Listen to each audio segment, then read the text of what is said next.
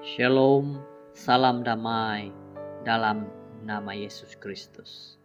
Kita bersyukur di dalam pertemuan kita hari ini dalam renungan harian kita.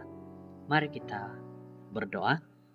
Tuhan Allah kami, Tuhan yang baik, Tuhan yang memberikan kami segala-galanya. Kami bersyukur dengan kasih-Mu Tuhan, penjagaan-Mu Tuhan. Kami dapat berkumpul mendengar firman-Mu dengan baik. Terima kasih Engkau menjaga kami dalam nama Yesus. Amin. Judul firman Tuhan pada saat ini adalah jangan membuka aliran air. Ayat renungan Amsal 17 ayat 14. Permulaan pertengkaran adalah seperti membuka aliran air. Sebab itu berhentilah sebelum perbalahan meledak. Nasihat Salomo adalah sangat bagus dan praktikal yang baik untuk kita simpan dalam pikiran kita.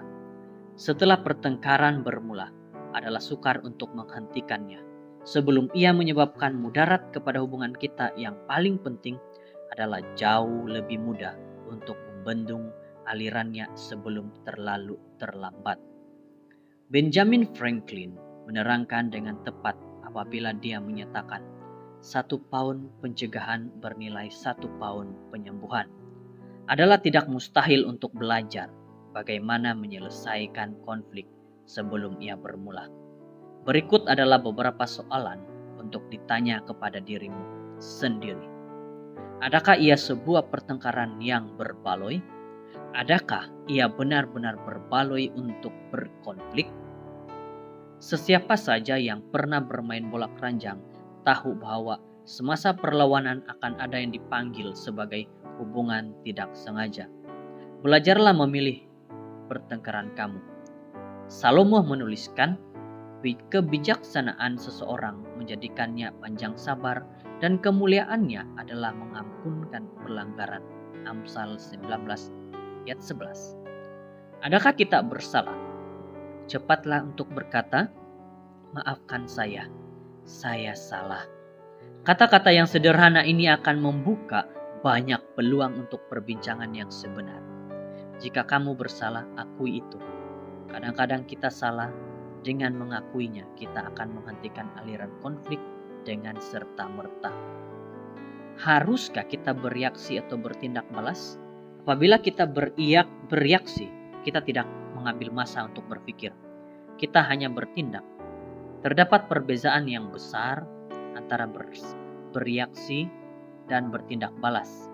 Untuk bereaksi tidak memerlukan kecerdasan untuk berpikir, hanya mengikut naluri. Tetapi untuk bertindak balas, kamu harus melibatkan otak dalam kepala kamu. Bertindak balas mengambil masa. Ia mengambil kira fakta-fakta. Hanya apabila kamu bertindak balas, barulah kamu akan mempunyai peluang untuk menyelesaikan konflik. Dalam konflik, terlalu ramai di kalangan kita yang bereaksi ketika kita seharusnya bertindak balas. Pastikan kamu bertindak balas, jangan hanya bereaksi. Dengan jawaban yang spontan dan tanpa berpikir. Apakah perbezaan perkara ini akan lakukan dalam hidup saya dalam masa 3 hari? Apakah impak yang ia akan berikan dalam masa 5 tahun? Banyak kali menjawab 2 soalan ini membantu kamu mengelakkan konflik yang tidak masuk akal, di mana peperangan itu tidak berbaloi dalam skema perkara yang lebih besar. Dalam Filipi 2 ayat 14, Paulus menasihati kita untuk melakukan segala sesuatu tanpa merungut dan bertengkar. Apabila kamu mengatakan perkara yang benar dalam cara yang salah, ia menjadi perkara yang salah untuk dikatakan walaupun ia mungkin benar. Tuhan yang dikasihi, apabila kemarahan hampir menyala dan kata-kata hampir terbakar keluar, bantu aku untuk mengambil seketika waktu untuk menghentikan perselisihan pendapat itu sebelum pertengkaran bermula. Shalom saudara-saudara, satu nasihat yang begitu baik bahwa sebelum terjadinya pertingkahan, biarlah kita menghentikan itu. Apa-apa sahaja masalah yang terjadi, apa-apa kesalahan, dan lebih baik kita mengakui dan mohon pengampunan, minta maaf. Dan itulah yang harusnya dilakukan sebagai suami dan istri agar hubungan berjalan dengan baik. Semoga kita diberikan nasihat yang baik dengan firman Tuhan hari ini. Jangan membuka pertelingkahan. Kita berdoa. Tuhan kami di sorga, kami berdoa, berkati kami, lindungi kami, agar semua yang kami sudah dengar jadi nasihat bagi diri kami. Dalam nama Yesus. Amin.